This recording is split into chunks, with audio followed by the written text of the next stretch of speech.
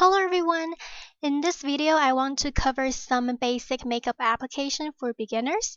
Now, everyone has different needs and wants different finishes. Personally, to me, an even complexion and polished eyes really enhance a person's appearance. So those are the two I'm gonna focus on. Before you start using any kind of makeup, you want to make sure you have ways to remove it. Makeup removal and facial cleansing are very important and should never be skipped. I recommend using cleansing oil because it removes all facial makeup. MAC makes good cleansing oils as well as Shu Uemura. I'm currently using Jill Stewart, but I personally think MAC and Shu Uemura are better. If you only have eye makeup, then I recommend Lancome's by Facil, if I'm pronouncing that right. Haha. Okay, but first let's focus on getting an even complexion. I recommend for beginners to use powder foundations because powder foundations are not like liquid foundations that require powder to set. And usually powder foundation compacts come with sponges, so you don't need to invest in other application tools. A kabuki brush is a good investment for powder foundations or loose powders. You can use a sponge or a kabuki brush to buff your foundation or stipple it on. Bare Minerals make good mineral powder foundation, so I recommend looking into it.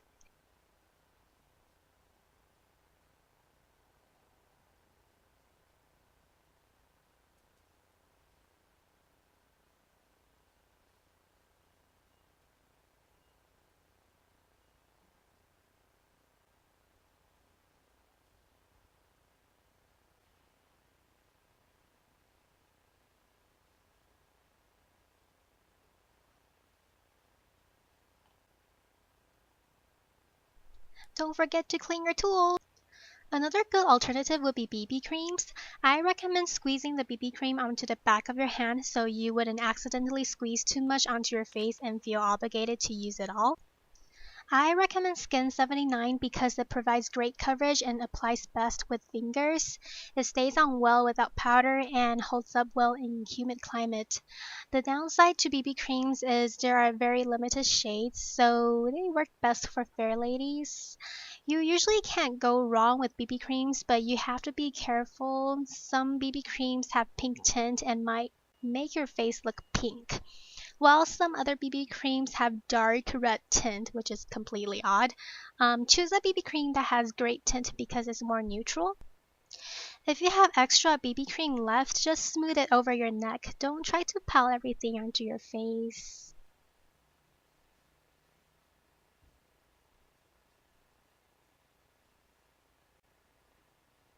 If you decide to invest in liquid foundations, I recommend always setting your liquid foundation with powders so your foundation wouldn't slip and slide over the day.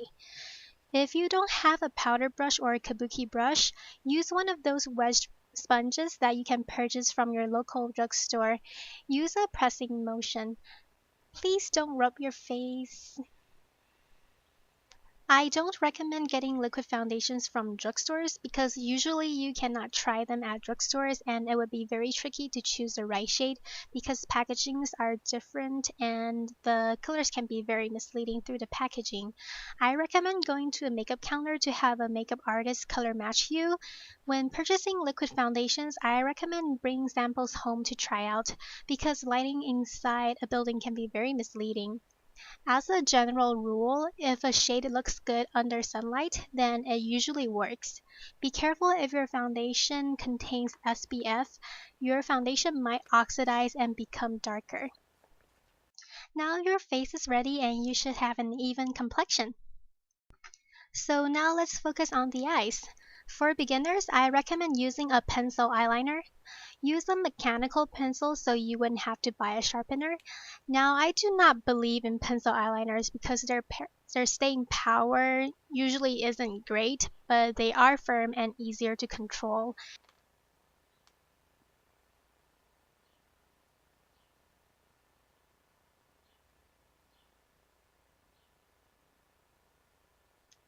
Lining the lower lash line can be intimidating because some people feel it makes their eyes look too sharp. This is just something to get used to. You can use a brown pencil eyeliner for a softer look. Lastly, mascara. I cannot live without mascaras because they instantly open up your eyes and make your eyes look really feminine. Before you apply mascara, always curl your lashes using an eyelash curler. There are no quick steps to mastering an eyelash curler, it just takes practices and practices. Don't get frustrated if you keep pinching your eyelid, trust me, I had been there. And always choose a waterproof mascara, especially if you're Asian. Waterproof mascaras don't smudge and they hold curls better. If you have access, I recommend Majolica mascaras, but if not, Maybelline makes pretty good mascaras too. Be patient when you apply mascara.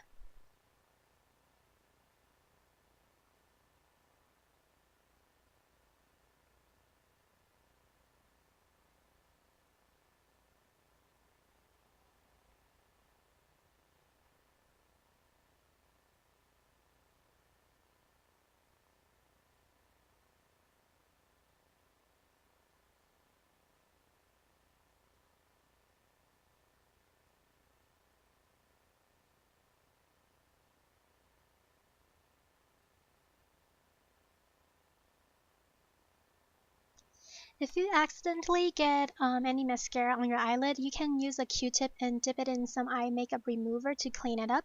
Or if you don't have eye makeup remover, you can dip the Q-tip in some moisturizer to remove it as well.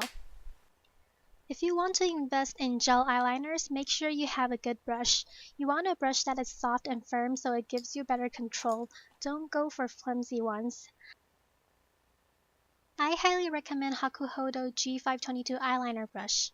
If you become comfortable with liquid or gel eyeliners, I highly recommend MAC Liquid Lash Liner. I don't usually do my eyebrows. If you don't have much eyebrow, just use an eyebrow pencil. If you choose to use eyebrow powder, then you will need to invest in a brush. An eyebrow pencil with a spoolie on the other end can save you from buying tools.